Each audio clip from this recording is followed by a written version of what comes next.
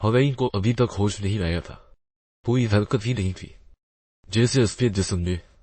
पर जब जब वलीद हुसैन के पास भी होता था तो बेहोशी की हालत में भी उसके माथे पर पसीने आने लगता था और पूरा जिस्म जैसे कांपने लगता था।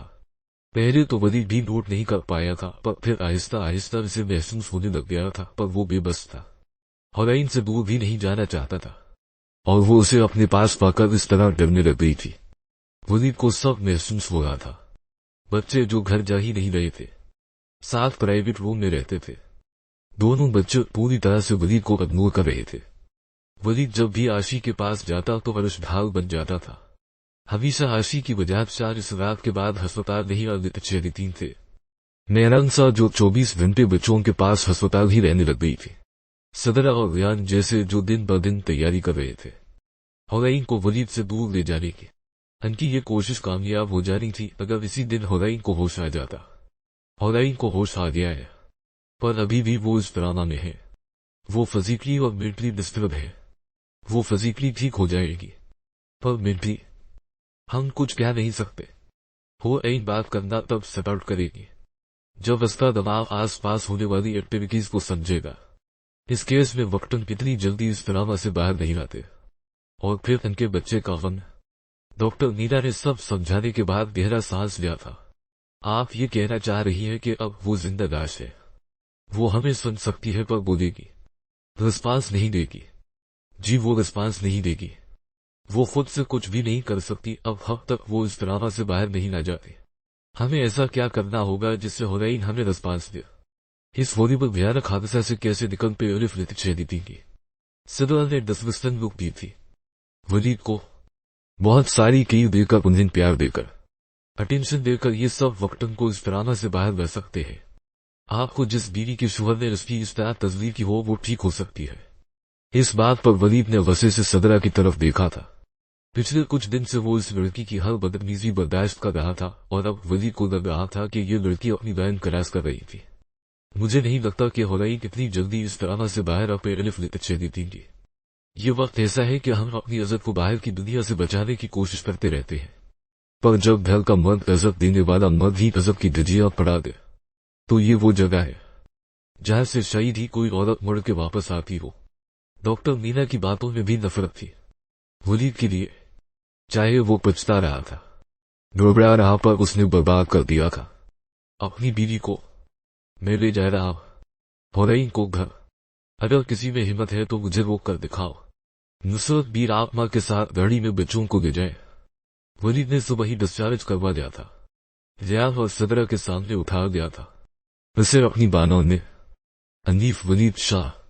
रियान वलीद के रास्ते में खड़ा हो गया था। अगर ये अगले 5 सेकंड में पीछे ना हटा तो तुम्हें पता है ना क्या करना है। वलीद के गार्ड्स रियान की तरफ बढ़े थे। मैं एक बार भी नहीं सोचूंगा कि हुसैन ने कभी मुझे मना किया था तुम्हें नुकसान पहुंचाने से। पीछे हट जाओ वरना। रियान पीछे हट जाओ, ये एक मंस्टर है। हुसैन को होश आने दो, वो खुद इस इंसान को छोड़ देगी। वलीद बना जवाब दिए हुसैन को वहां से ले गया था। गाड़ी हवेली के बाहर जैसे ही रखी थी, सब मुलाजिम भरी आंखों से हुसैन को देख रहे थे। वलीद ने व्हील चेयर पर बैठा दिया था और हवेली के दरवाजे तक ले गया था, पर वो व्हील चेयर जैसे हुसैन ने आगे जाने नहीं दी थी। उसे वलीद शाह की बातें याद आ रही थी। वो तराह में जरूर थी, पर वो हर एक चीज को देख रही थी, महसूस कर रही थी। असफी आंखों से आंसू निकल रहे थे। ये कैसा इंसाफ था। जो इंसान इसे इज्जत देकर इस हवेली में लाया था, उसने जलील करके निकाल भी दिया था। देना छोड़ना चाहे मुझको यूं जैसे उनकी सारी की सारी ने। Baby doll. वलीद जख्मी जोर से पुश कर रहा था। हुसैन ने इतनी मजबूती से अपने पांव जमाए हुए थे कि वो आगे नहीं बढ़ रही थी, और जब वो वलीद ने नीचे झुककर उसका भगा हुआ चेहरा देखा वो समझ गया था। बना कुछ कहे वलीद ने हुसैन को इस कर्सी से उठा लिया था। दिल से अपनी बानों ने वो उसे लेकर सीधा ऊपर उनके रूम में ले गया था, जहां सिर्फ अच्छी यादें थी, जहां सिर्फ प्यार था, जहां उनकी छोटी सी फैमिली रहती थी। जानता हूं तुम यहां इस घर में नहीं आना चाहती थी, पर मैं तुम्हें यहां से जाने भी नहीं दूंगा। वलीद ने उसे बिस्तर पर लटा दिया था और दोनों बच्चे हुए वलीद के डर से दरवाजे के बाहर खड़े थे। आशी हम अभी चले जाते हैं, जब बाबा नहीं होंगे हम तब आ जाएंगे। आदर्श ने बहुत डरती हुई आवाज में कहा था। वलीद वराइन के सर के नीचे तकिया रख रहा था, पर उसका ध्यान बच्चों पर भी था और उनकी बातों पर भी। आदर्श की बात सुनकर वलीद की आंख से आंसू निकलकर वराइन के माथे पर गिर गया था। तुम दोनों को कहीं जाने की जरूरत नहीं है। बच्चों अंदर वलीद ने पीछे मुड़कर दोनों बच्चों को देखा था। दोनों एक ही जगह कमरे के बाहर खड़े थे। बाबा सोरी है, आप पर हाथ उठाया था मैंने। वलीद बहुत सटोरन बनना चाहता था यार, अगर आज इसके बच्चों ने उसे रिजेक्ट कर दिया तो वो वही टूट जाएगा, चेफेगा, चिल्ला रिफ्लेट छेदीतींगा। अपने नफसान पर वो जबत लेकर बैठा था जो अंदर ही अंदर उसे दस रहा था। वलीद को घटनों पर बैठे देखकर अरश भागते हुए अंदर आया था और वलीद के सीने लग गया था। आशी को आगे बढ़कर वलीद ने अपने सीने से लगा दिया था। बाबा कभी हाथ नहीं उठाए। आई परोस बेटा, सब पहले जैसा कर देंगे, सब पहले जैसा हो भी जाए। क्या हो रही पहले जैसी हो पहले फ्लिप छेदीतींगी। वह क्या आप मेरी बात सुन लेंगी? बाहर आकर वलीद अपने पेरेंट्स के कमरे के बाहर खड़ा था।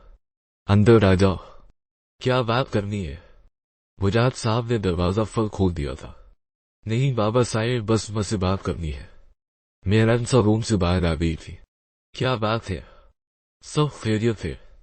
हुरैन के कपड़े चेंज करने हैं, अस्पताल में नर्स थी, आप कर देगी बेटा, वो तुम्हारी जिम्मेदारी है। पर ना, कपड़े खड़ते हैं वो छेदीतीन, तुम्हें शर्म नहीं आई थी? पहनाते हुए तुम पानी पानी हो रहे हो। यह डर लग रहा है जो जख्म तुमने इस मासूम को दे दिए है, उन्हें देखने की हिम्मत नहीं तुमने। बस वलीद, तुम मेरी नजरों से गिर गए हो। अब जाओ और देखो क्या कर दिया तुमने अपनी नफरत और वसे में उसके साथ। मेहरानसा ने वलीद के मुंह पर अपने रूम का दरवाजा बंद कर दिया था। कितनी देर वलीद वहीं खड़ा रहा था, इसी जगह। मेरे पास कोई और रास्ता नहीं है, कपड़े चेंज करने होंगे। हुरैन सामने दीवार की तरफ देख रही थी। वलीद की किसी बात का उसने कोई रिस्पांस नहीं दिया था। वलीद ने कपूट से हुरैन के कपड़े निकाल लिए थे। जैसे जैसे उसकी नजर किसी जख्म पर पड़ती थी, उसकी आंखें बंद हो जाती थी। जानवरों से बुरा सलूक क्या मैंने तुम्हारे साथ? क्या तुम मुझे कभी माफ कर भी पाओगी? हुरैन को कपड़े पहनाकर उसने होर के बालों पर अपनी उंगलियां फेरी थी। हल्के हल्के बाल, चेहरे पर जख्म। वलीद ने उसके माथे पर बूसा देकर उसके रुखसार पर उसके हाथ पर बूसा दे चुका था, जहां जहां उसे जख्म नजर आ रहे थे। जैसे ही इसके होंठ हुरैन के कंधे पर महसूस हुए, वो चेहरी थी।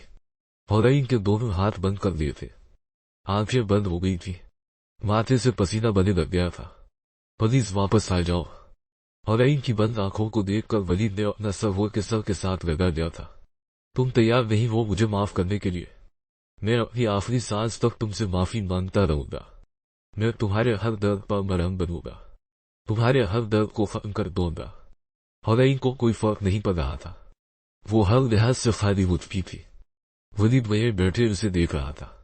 अस्पताल में गुजरे दिन, वो रातें, मशीन की बेबस, हुरैन की परस्विर। वलीद को बार बार वही मंजर नजर आ रहे थे। उसे यकीन था वो ठीक कर देगा।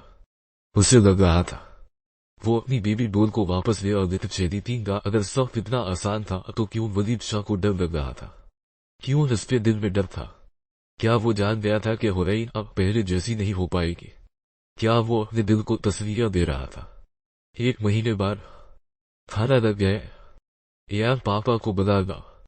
जकिया ने डाइनिंग टेबल पर खाना लगाकर अदील को बुलाने का कहा था। पापा, डिनर लग गया है। तंग फास्ट बेटा, मेरा दिल नहीं कर रहा।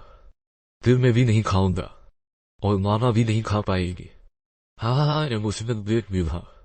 अदील ने यान को अपनी गोद में उठाकर नीचे किचन का रुख किया था। अदील, यान ऐसे नहीं, हाथ धोकर आओ पहले। न वो फिर खाना भी नहीं मिलेगा, हाथ धोकर आओ। तुम खड़ा दो अपने हाथों से। अदील के इस जवाब पर जकिया बहुत हैरान हो गई थी। पिछले 2 महीनों से अदील बहुत चेंज हो रहा था। शहीद जकिया का प्यार उसकी कई अदील को चेंज कर रहा था, या फिर पाकिस्तान में हुरैन के साथ जो हवा अदील शाह ने अपनी मोहब्बत को मार दिया था। हुरैन के लिए हाँ वो के मैं खुदा देती हूँ। जकिया ने दोनों को खाना खिलाना शुरू कर दिया था। अदील अपनी जिंदगी में बहुत तेजी से आगे बढ़ रहा था, पर उसके कई बिना से किसी की जिंदगी, किसी और का घर तबाह हो गया था, पर उसे अंदाजा ही नहीं हो रहा था।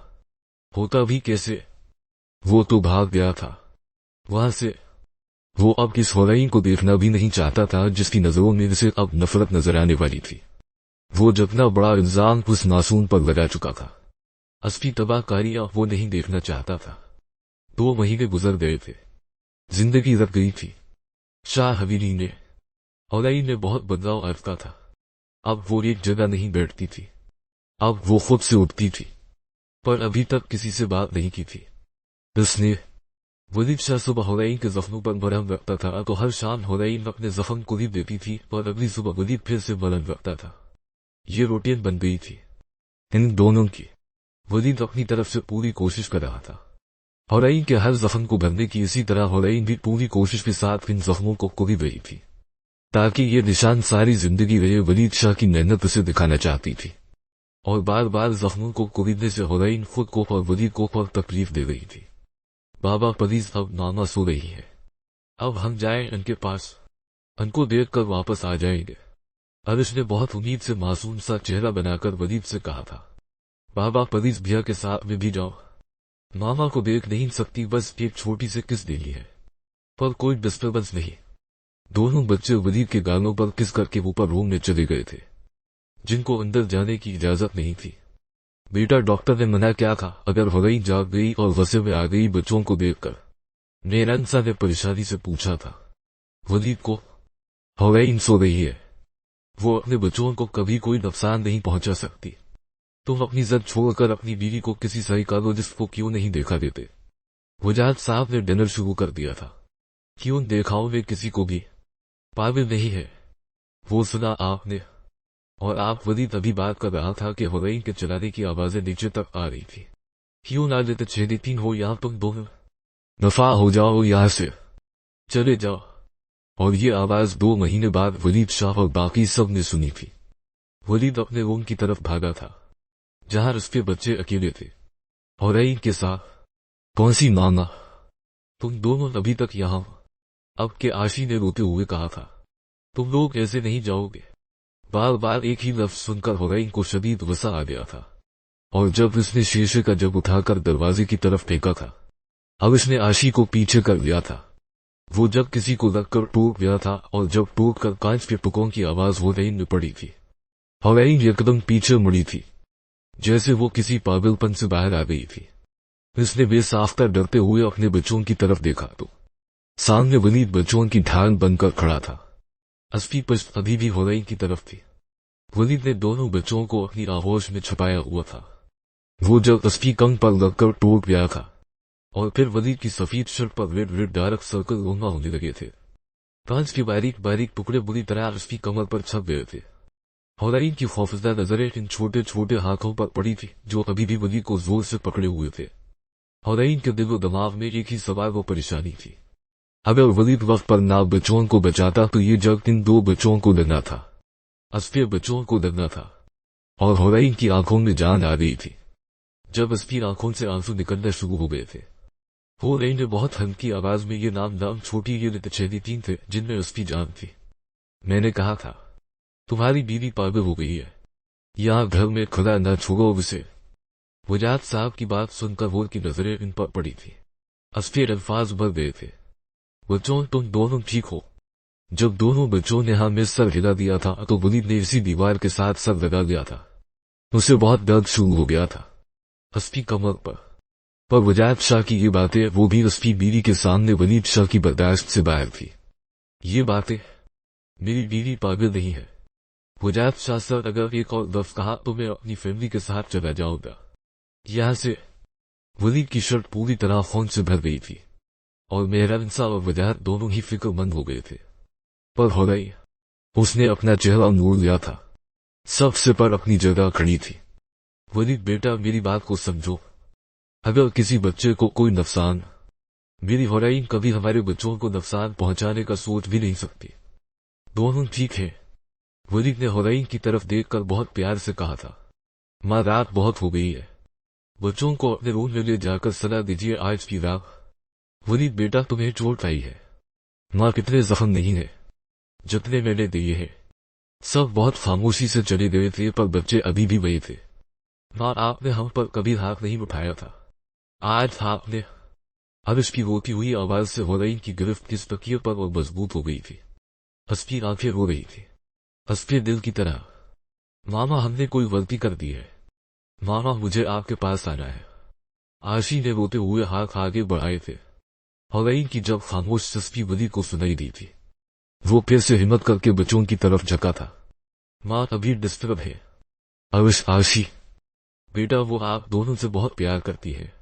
वलीद ने बहुत समझा कर दोनों बच्चों को मेहरंसा के रूम में छोड़ दिया था, और जब वो वापस आया था तो हुरैन बेड पर अपनी जगह पर आंखें बंद करके सो गई थी।